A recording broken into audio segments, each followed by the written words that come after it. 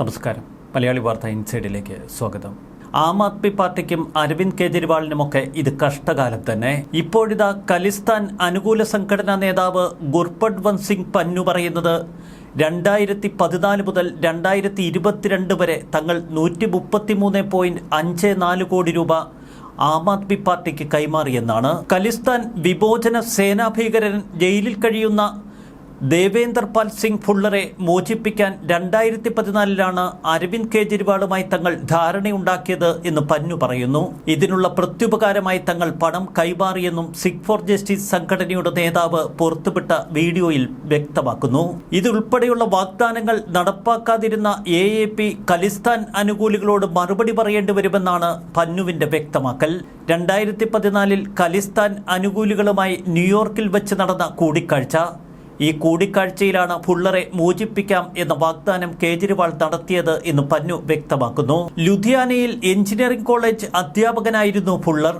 Chandigarh senior police superintendent SS സൈനിയെ വധിക്കാൻ 1991 August 29 youth Congress president Maninder Singh ബിട്ടയെ വധിക്കാൻ ഡൽഹിയിൽ 1993 സെപ്റ്റംബർ 10 നടത്തിയ ബോംബ് സ്ഫോടനങ്ങളിൽ പങ്കുവഹിച്ചിരുന്നു ഫുള്ളർ എന്നതായിരുന്നു അദ്ദേഹത്തിനെതിരെയുള്ള കുറ്റപത്രം. നേരത്തെ വധശിക്ഷയ്ക്ക് വിധിക്കപ്പെട്ടിരുന്ന ഫുള്ളറുടെ ശിക്ഷ 2014 സുപ്രീം കോടതി ജീവപര്യന്തമാക്കി. ജയിൽ മോചിതനാക്കാനുള്ള ഫുള്ളറുടെ അപേക്ഷ ഈ വർഷം ജനുവരിയിൽ തുടർച്ചയായി 7ാമത്തെ തവണയും തള്ളി. പഞ്ചാബ് മുഖ്യമന്ത്രി ഭഗവത് മാനും ഖലിസ്ഥാൻ അനുകൂലികളിൽ നിന്ന് 50 കോടിയിലേറെ രൂപ സംഭാവന സ്വീകരിച്ചുവെന്നാണ് ഖലിസ്ഥാൻവാദികൾ പറയുന്നത്. പഞ്ചാബ് മുൻ മുഖ്യമന്ത്രിയും BJP നേതാവുമായ അമരീന്ദർ സിംഗും AAPക്ക് ഖാലിസ്ഥാൻ ബന്ധമുണ്ട് എന്ന ആരോപണം ഉന്നയിച്ചിരുന്നു. പഞ്ചാബ് തെരഞ്ഞെടുപ്പിലൂടെ വിജയം കൊയ്ത ആം ആദ്മി പാർട്ടിക്ക് ഖലിസ്ഥാൻവാദികളുമായുള്ള ബന്ധം പുതിയ തലവേദന സൃഷ്ടിച്ചിരിക്കുന്നു. അരവിന്ദ് കെജ്രിവാളിനെതിരെയും ആം ആദ്മി പാർട്ടിക്കെതിരെയും ഇപ്പോൾ ഉയർന്നു വരുന്നത് ദേശദ്രോഹ കേസ്. പന്നുവിന്റെ വെളിപ്പെടുത്തലിന് തൊട്ടുപിന്നാലെ ഖലിസ്ഥാൻ അനുകൂലികളോട് ചേർന്ന് പ്രവർത്തിക്കുന്ന പലരും ആം ആദ്മി പാർട്ടിയെ പരസ്യമായി കുറ്റപ്പെടുത്തുന്നു. BJP നേതാക്കളും ഇക്കാര്യങ്ങളിൽ വിശദമായ അന്വേഷണം വേണമെന്ന ആവശ്യം ഉന്നയിച്ചു കഴിഞ്ഞു. ഇതിനിടയിൽ പഞ്ചാബ് മുഖ്യമന്ത്രിയുമായി ബന്ധപ്പെട്ടും മദ്യനയ അഴിമതിയെക്കുറിച്ച് കൂടുതൽ വ്യക്തമായ അന്വേഷണം നടത്തണമെന്ന് പഞ്ചാബിലെ BJP നേതൃത്വം തുടർച്ചയായി ആവശ്യപ്പെടുന്നു. കസ്റ്റഡിയിലിരിക്കെ ജലവിതരണവുമായി ബന്ധപ്പെട്ട് ഡൽഹി മുഖ്യമന്ത്രി അരവിന്ദ് കെജ്രിവാൾ എങ്ങനെ ഉത്തരവിറക്കി എന്ന ചോദ്യമാണ് ഇക്കഴിഞ്ഞ ദിവസം എൻഫോഴ്സ്മെന്റ് ഡയറക്ടറേറ്റ് ശക്തമായി ഉയർത്തിക്കൊണ്ടുവന്നത്. ഇതിൽ തങ്ങൾ അന്വേഷണം നടത്തുമെന്നും അരവിന്ദ് കെജ്രിവാളിന് ജയിലിൽ ഇത്തരം സൗകര്യങ്ങളൊന്നും ചെയ്തു കൊടുത്തിട്ടില്ല എന്നും എൻഫോഴ്സ്മെന്റ് ഡയറക്ടറേറ്റ് വ്യക്തമാക്കുന്നു. തങ്ങളുടെ കസ്റ്റഡിയിലുള്ള ഒരു പ്രതിക്ക് പേപ്പറോ കമ്പ്യൂട്ടറോ ഉപയോഗിക്കാൻ അവകാശമില്ല.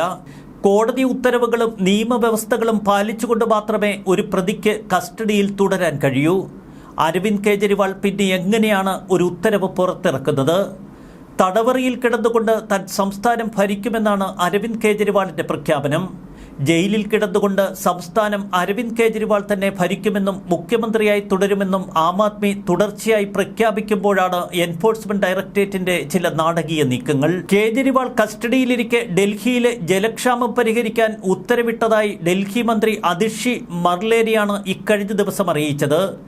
അതിഷി ഒരു വ്യാജ ഉത്തരവാണ് പുറത്തിറക്കിയത് എന്ന സംശയം എൻഫോഴ്സ്മെന്റ് ഡയറക്ടറേറ്റ് തന്നെ പങ്കുവച്ചു. ഇക്കാര്യങ്ങളിലും കൂടുതൽ വ്യക്തമായ അന്വേഷണമുണ്ടാകുമെന്ന് കേന്ദ്ര അന്വേഷണ ഏജൻസികൾ സൂചിപ്പിച്ചു. അങ്ങനെയെങ്കിൽ അടുത്ത ഘട്ടത്തിൽ അതിഷിയും കൊടുക്കുമോ എന്ന സംശയം ആം ആദ്മി പാർട്ടി നേതാക്കളിൽ ഇപ്പോൾ ശക്തമാണ്. കസ്റ്റഡിയിലുള്ളയാൾ എങ്ങനെ ഉത്തരവിറക്കി എന്ന് ആവർത്തിച്ചു ചോദിക്കുന്നതും BJP നേതാക്കൾ തന്നെ. ഭാര്യ സുനിതയ്ക്കും പേഴ്സണൽ അസിസ്റ്റന്റ് ബിഭാവ് കുമാറിനും ദിവസവും വൈകിട്ട് 6-നും 7-നും ഇടയിൽ അരമണിക്കൂറോളം കേജ്രിവാളിനെ സന്ദർശിക്കാൻ അനുവാദമുണ്ട്.